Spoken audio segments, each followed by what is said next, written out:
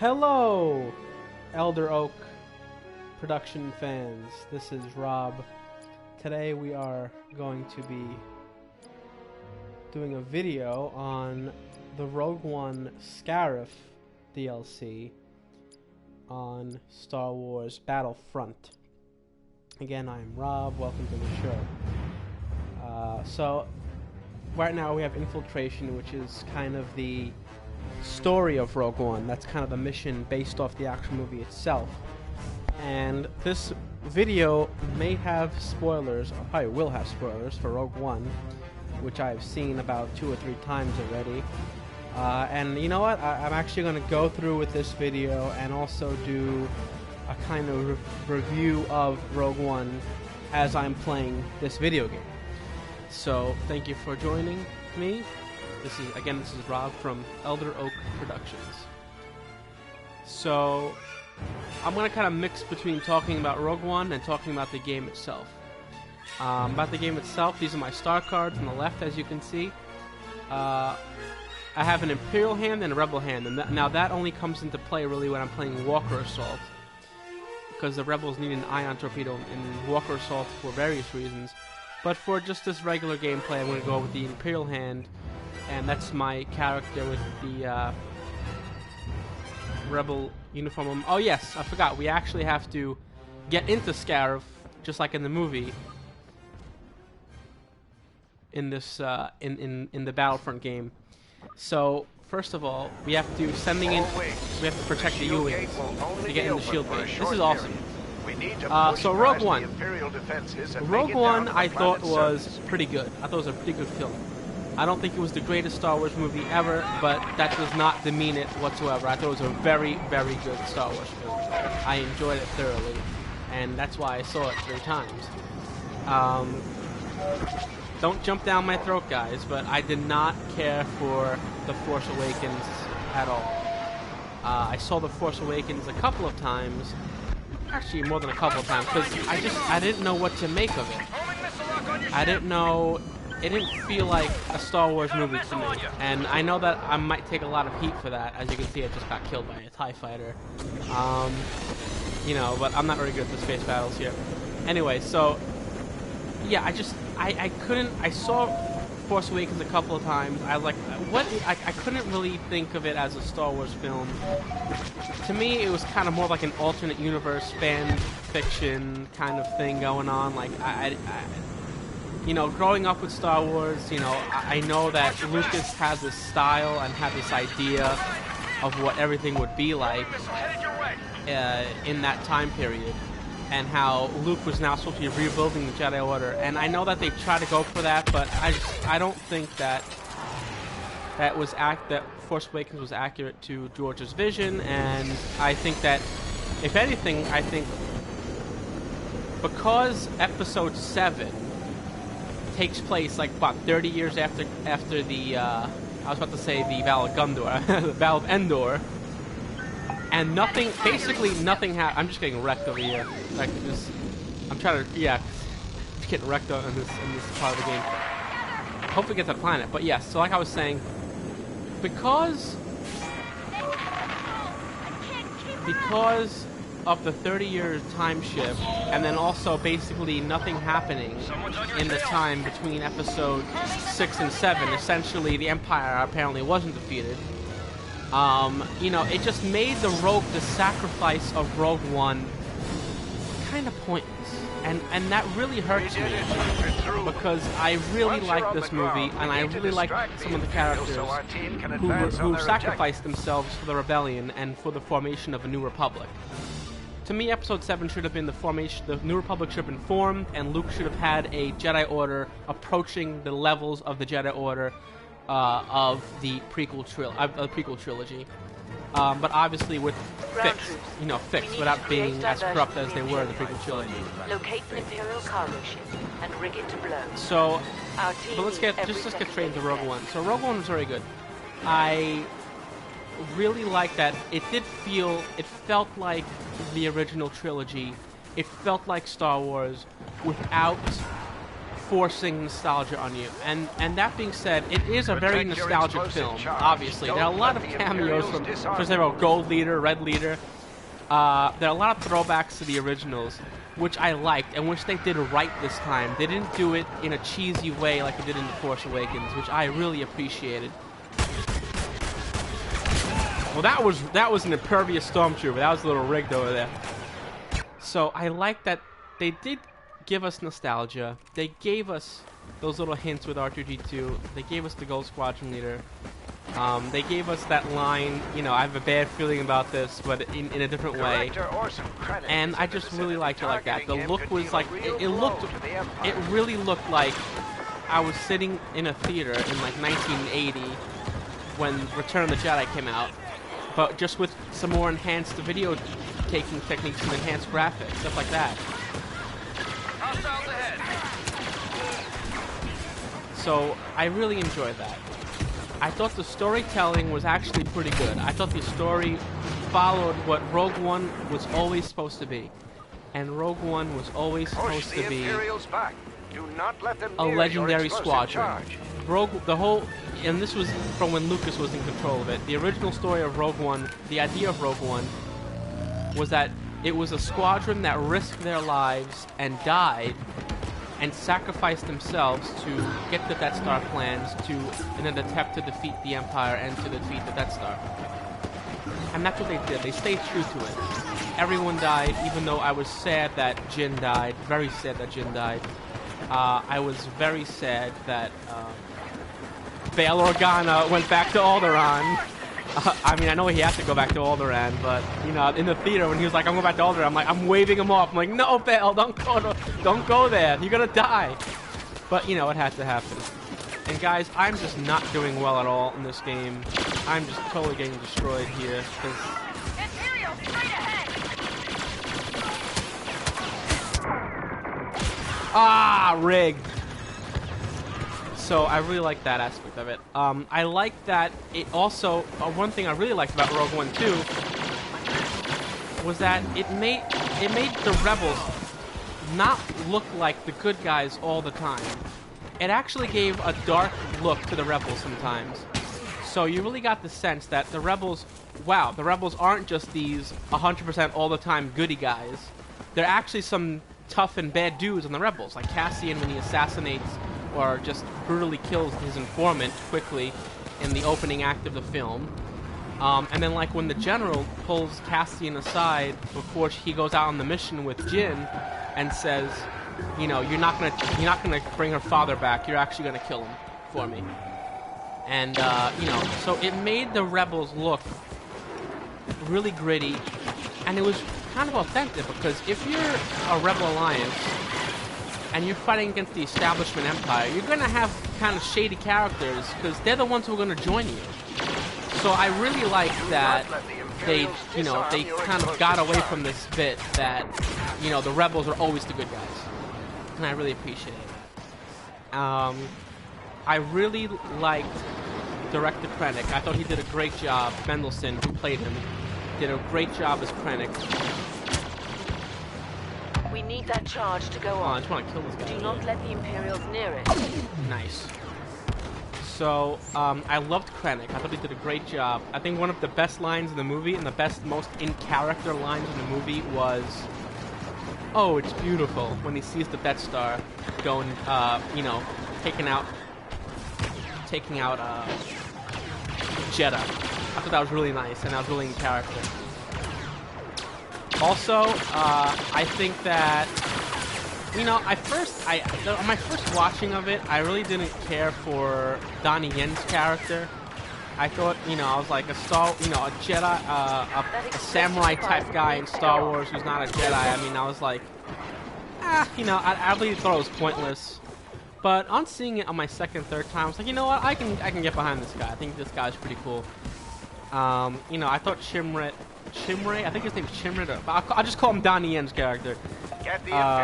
Was, you know, kind of a refreshing guy. You know, something new that they really added. And then, you know, I mean, it's not my favorite thing. He's not my favorite guy in the movie. But, you know, I liked it. The one thing I would change, though, is that I think that it would have been so cool if it would have been really That cool charge if must go off. Do not let the Imperials near it. it would have been really cool if on the beachhead you had Shimrit Irway there, like he was in the movie, and up to that point do everything the same. Have him take out the guys in on Jeddah with the took each other out. Yeah, so I was gonna say, you know, do the same thing you did. Have him just take out the guys on Jeddah with the wooden stick. But have a scene with him on the bridge. I'm sorry, on the beach at Scarif.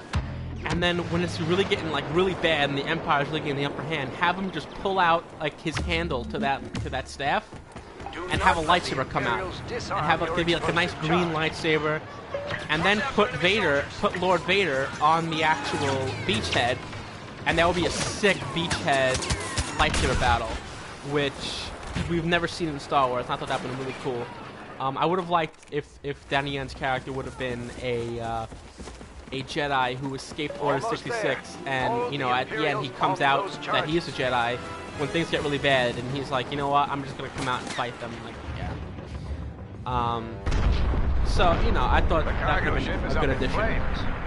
We'll get to Vader in a moment, because I think Vader was one of the best parts of this movie. Jyn. I thought Jyn was great. I know some people are saying that Felicity Jones didn't do a great job with her. I thought she did a fantastic job. I think Felicity, along with Mr. Mendelsohn, I forgot his first name, were the two best actors in the film, along with the actor who voiced over K2SO. I thought he was really good too. But live action people, I thought that Felicity Jones and Mendelsohn did such a great job with their characters. You know, Felicity really made you believe that Jyn was this girl who essentially loses mostly everything, and she's always kind of, you know, she's that bad person in the sense that she doesn't comply to the rules, and she has been in jail. She's been essentially fighting the Empire with Saw Gerrera, with his rebels, and then also just, you know, just for herself to get by for a while now. So, and the way she gets thrown into the rebellion to find her father just makes her a very humanized figure in Star Wars, and that's something that Felicity was going for, and I think that she really pulled her off really nicely. And when she just yelled out for her father on that platform, I just thought it was like, it was very believable, and I thought her acting was really good with that. I think she was a very strong character, definitely. I think she is the best Star Wars female character that we have ever seen, actually. I think Padme was also a great Star Wars character that we saw, and I thought that Jyn was a very, you know, I think she edged out Padme to be the best female character that, I mean, I know Princess Leia was great, but on a relatable level for people, and on just like a cool factor, I think that Jyn has been the best, you know, was really one of the best female characters that we've seen in Star Wars. You know, and I like that. And I think that's the right way to pull off a female character. I think they did that the right way. They gave an explanation why Jyn is so good at what she does. That's because she was trained under Saw Gerrera's rebels, and she learned all of her fighting techniques from them. Unlike in The Force Awakens, when you have a situation with Rey, who we have no idea, they give us no explanation how she's been trained, and yet she's the greatest pilot in the galaxy and a Master Jedi in 2 seconds. So it doesn't make sense to me. I mean, I guess they could explain it if they go the route of that her mind was brainwashed. I mean, her mind was erased. If they go that route, that her mind was erased after being trained by Luke a little bit, I guess they could explain that away. But I just thought that Rey has her character development and her explanation, you know, of how she's some, you know, the greatest pilot and the greatest fighter in the galaxy. It wasn't up to par. But I think that's also up to writers and directors. I think J.J. Abrams Force Awakens was a very J.J. Abrams movie. He gives us a lot of questions.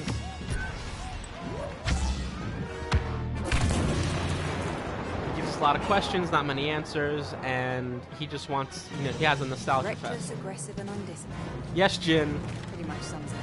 Yes, Jin. So, that's that. And also with Jin and the Padme comparison, I think that there was a moment in the movie where Jin reminded me of Padme so much. And you guys might have caught it too. You guys might know what I'm going to say. But when she was, the scene when they're all around the table planning the attack, or planning to try to decide what the rebels are going to do with this new information that the Empire is making making the Death Star. So that scene when she's arguing for attacking, just doing an all-out suicide mission essentially, to risk everything for it, was, I think that she really reminded me of Padme. And when Bail comes out, there's a part of that when Bail comes out and you see Bail Organa, Senator Organa, come out. And I think that there's a moment where you can just see in his eyes that says, there's a moment where you see in his eyes that says, you remind me of this woman I used to know. And when she's when she's saying rebellions are built on hope, and then like this, her lines prior to that, and Bail looks at her it just felt like it would be really cool if Bail at the end of that scene would walk over to her and say, you remind me of a very brave young woman who I used to work with, or something to that effect. And it was just, it was nice to see that you remind me, it was nice that I can remember her through you or whatever. I think that would have been such a cool nod to the prequels, and those of us who are prequel fans. And it would have been a nod to Padme and to George Lucas, and it would have just tied it in perfectly. Because I think they really didn't use Bail Organa to his highest potential, because he really didn't have many lines. He was really there for nostalgia purposes, which I loved. I loved how they used him. They could have used him some more. And I think really tying in Jin's arguments and how passionate she was in that scene to Padme would have been a really cool way to do that. And I think that was just a missed opportunity that they could have just picked up on. I can't pick this up for some reason. So I thought that would be really cool. I also love the Obi-Wan nod that Bail Organa did when he says "Oh, I know." When Mon Mothma says, "Oh, are you still in contact with the Jedi?" And he's like, "Yeah." That was a cool time. And then he kind of hints that he's gonna send Leia to him, and he's like, "I trust her with my life." The person to go send for him. So that was pretty cool too.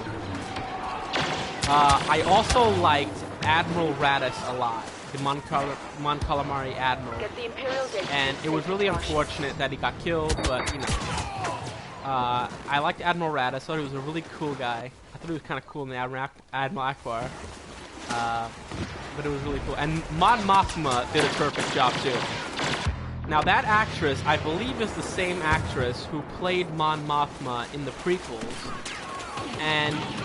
But her scenes were cut to only being put into the deleted scenes from the Revenge of the Sith. And in her scene, she's kind of talking out. It was kind of explaining how the senators, how a bunch of senators in the Republic Senate were growing worried that Palpatine had so much power, and that was kind of the fledgling beginnings of the rebellion already in Episode 3. So I thought it would have been really cool if they just tied that in with that. I'm sorry, I'm getting distracted up again. I thought it would have been really cool if they kept those in Episode 3, those scenes, but I like that she did a really good job. I like that they called her back for this, for Rogue One. We dropped the data tape.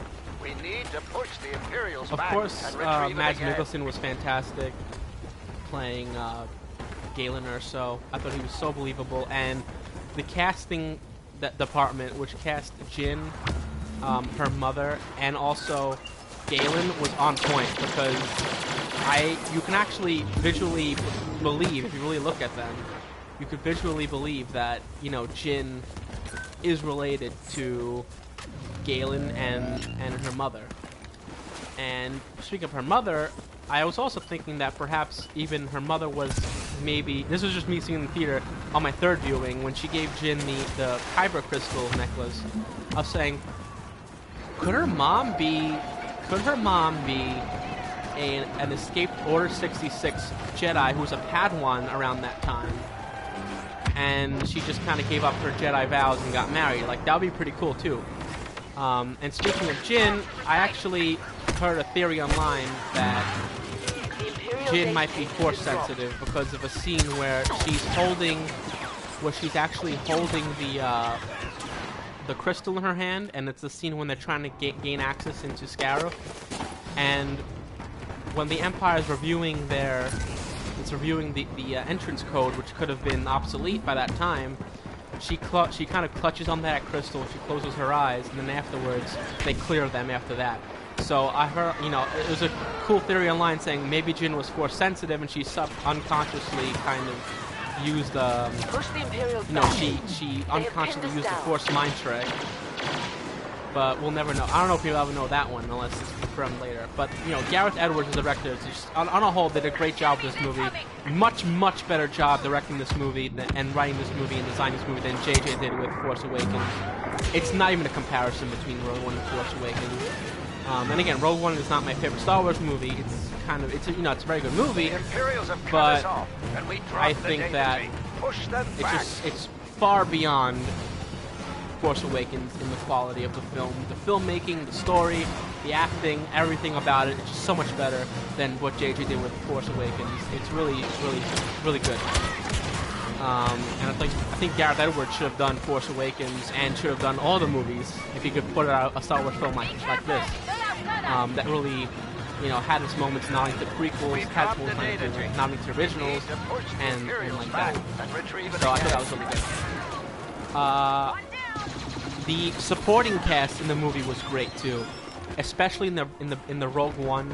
In the Scarif battle. The Rebel soldiers and the pilots were just amazing. Great acting from them, who had very little screen time. But the quality of their work was just so good. Especially the general in the Blue Squadron. The soldiers were just the level of acting in those scenes even surpassed Force Awakens for the supporting cast too. They just did such a great job. They really personified 1970s Star Wars. I felt like I was watching a 1970s, 1980s Star Wars film just with modern technology, and that was really cool. And that's something that J.J. Abrams tried to do with The Force Awakens, but did not do it, in my opinion, successfully. So they did a really good job. Darth Vader, I think, was probably the coolest thing in this movie. Just because of the last scene, and these are major spoilers right now. The last scene, when I first saw the last scene, even before the last scene, when I heard Vader say, "Prepare a boarding party," I was nerding out in the theater. I was so excited. And then when he comes out, the way it was done, the video, the cinematography, the lighting, and his lightsaber opens, and he just goes crazy on those rebels. It was just beautiful. It's what every Star Wars fan wanted to see. It's what every Galactic Empire fan wanted to see, and every Vader fan wanted to see that too. Personally, I wanted to see 20 minutes of that. That's why I wanted Vader on the beach, leading the assault against the rebels, and possibly fighting a Jedi version of Donnie Yen's character. That would have been greater for me, but honestly, I would see Rogue One over and over again just for that 30-second clip of him going mental on those rebel scum on that ship. And I thought the ending was just so cool too, like how they just perfectly tied it in with episode 4. It's literally hours or maybe a day before the events of episode 4, which is so cool. which is so cool, and I loved how they did that. I loved the CGI Tarkin, by the way, and you had to have Tarkin there, because the Death Star was his baby, and you needed Tarkin there. And I think that I was 95% convinced that was an actual human being, and I'm okay with only being 95% convinced because that was really cool. And the Carrie Fisher, Princess Leia, young Princess Leia editing was a nice touch too. I didn't have to do it, but it was a cool touch, which I really liked. But yeah, so that Vader scene again, I would see that movie again just for that Vader scene, and I'd watch it over and over again, and that's true. Just for that scene. And that's pretty good. You know, again, some criticisms. I just thought that, I think that Donnie Yen's character and his bodyguard, I forgot his bodyguard's character's name, but I thought they could have been a little more developed and well done. But I think they did it, you know, I think you know, they're there. You know, I don't mind them being there. Pretty good, pretty cool. Donnie Yen's character is pretty funny guy. So, you know, I liked him in the end. So, I think that's pretty much everything about Rogue One. I don't know. I'm trying to talk and also play this game, which is kind of distracting me. So, yeah. But yeah, I thought it was a pretty good movie. I wish Gareth Edwards, like I said, directed all of the Star Wars films. I feel like if Gareth Edwards would have been directing all of them, I think we would have had a story and a story arc which was more true to the Lucas intended story arc, which I think should have always been the case. And again, I think Force Awakens, because Force Awakens, the way it was done, how it basically says that the original trilogy was pointless, nothing happened, the sacrifice of the rebellion was in vain, and I'm saying this as the Galactic Empire fan, just demeaned the sacrifice of Rogue Squadron and of Jin and K2SO and all of them. It really demeaned that sacrifice, and that really makes it even all the more sad for me. But honestly, because of this movie, you know what? Listen, they all had to die, because Rogue Squadron, like I said, was always meant to be this legendary squadron that risked their lives and sacrificed their lives for the rebellion and to get the first Death Star's plans, not the second ones, the first ones. And that's why in Episode 2, Luke is the head of Rogue Squadron. Because after that, you know, they had Rogue Squadron appear again because they just wanted the Empire to fear that name, the soldiers to fear that name, and they kind of did. And that's why you have Rogue Squadron and why Luke was the head of it. So I'm terribly, terribly sad that Jin died. I really like Jin's character. Really upset about K2SO, but it had to be that way, and I like that they pulled through. I think originally that Kathy Kennedy she wanted them to survive, because I know that Felicity Jones actually had a sequel option in her contract. But I also heard that Gareth Edwards went to Kathy Kennedy and said, listen, they have to die. That's the story of Rogue One, and that's how it has to be. And they said, okay, and Disney agreed. So I was really happy that Gareth Edwards fought for that, authentic storyline. So I really like that. So it had to be done, and that's what had to happen, and had to happen. So that's that, I guess. Also, I really enjoyed the Imperial additions they made in this movie too. Actually, the Death Troopers were pretty cool, and so was the Scout Troopers. I don't know how they, I mean, it's just one of those things where, it just can't continue into the next original trilogy because it wasn't thought of then. But you can always make the argument like these ships are only used, like this one, like this ship, like you don't see this kind of ship in the original trilogy. But, they added it for this. But you could argue that, it's only used for certain things and we didn't see those purposes being used in the original trilogy. So, that's easy to explain away. The fact that Krennic didn't survive also kind of says that, that troopers weren't around because they might have just been his personal ideas, personal core. Vader's castle. That's what I want to talk about too. Vader's castle is really cool, and I really like that they brought that in from the expanded universe. I know in the expanded universe it was not on Mustafar, but I like that they tied it in and put the castle straight on top of the lava of Mustafar, the very same lava where Anakin Skywalker died and Darth Vader was born, I should say, which was really cool. And I was actually reading an article online about how they made the shape of Vader's castle into a tuning fork, like a tuning fork, because the idea of being that Vader would go there to attune himself to the dark side, and also the temple on Jeddah is also in the shape of a tuning fork, being that, you know, they're trying to attune themselves to the light side of the Force. So that's a really cool idea, that these Force temples are going to be would be shaped this way, and somehow have some kind of resonance in the Force, which is pretty cool.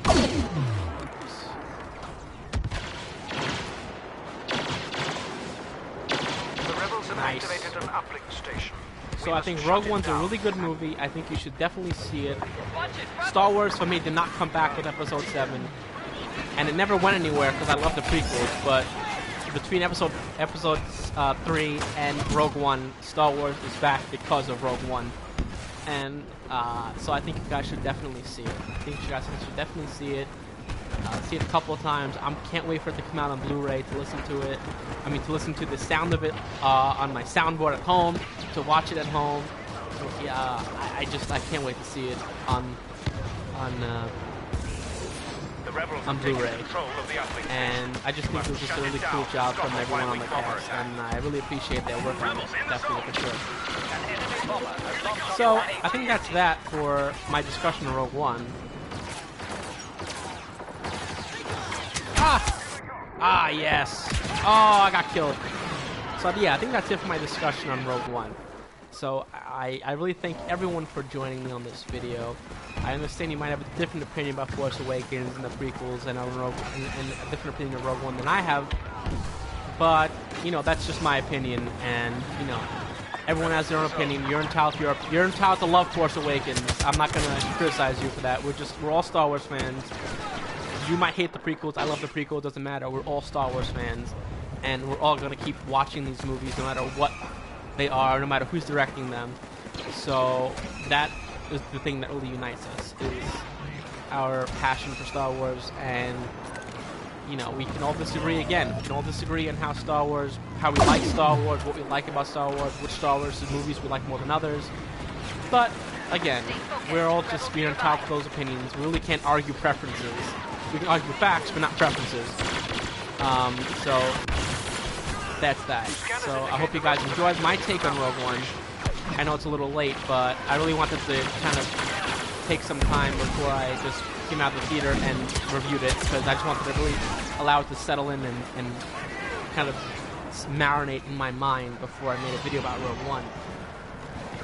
But oh, I didn't talk about Saw Gerrera. I think Saw Gerrera could have been done better. I think it could have been done. I thought he came up with a little crazy, and as a Clone Wars fan from the show, I think that, you know, they could have done more with the character. But no, he was there. It was alright.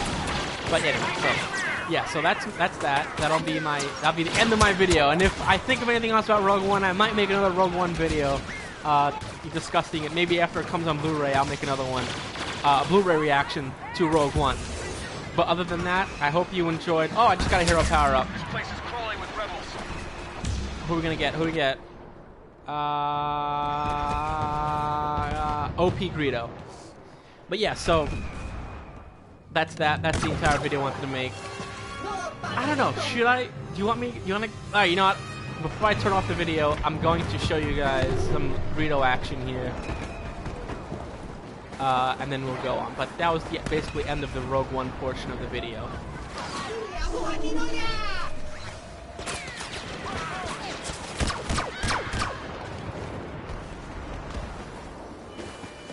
So here we go. Here's Greedo. Oh, yes.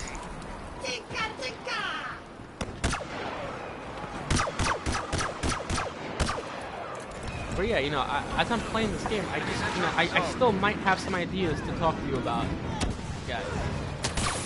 Oh, this is Walker. I didn't even know this was Walker Assault. See, I was talking to you guys. I had no idea what I was playing. It was like Blast or something. Get out of here!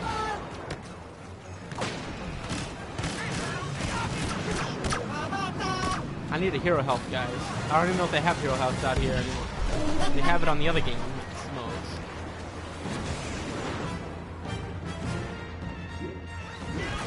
Dioxis grenades. Burrito's really overpowered. If you play heroes versus villains, he can really melt heroes. Alright guys, so that's all. As you can see, that was my Burrito attack. My Burrito playing skills. So again, I hope you enjoy this video. I hope you enjoy Rogue One. Hope you got to see it again a couple of times. And we will see you again with another video very, very soon. We might do a Skyrim video, we might do another Battlefront video, who knows.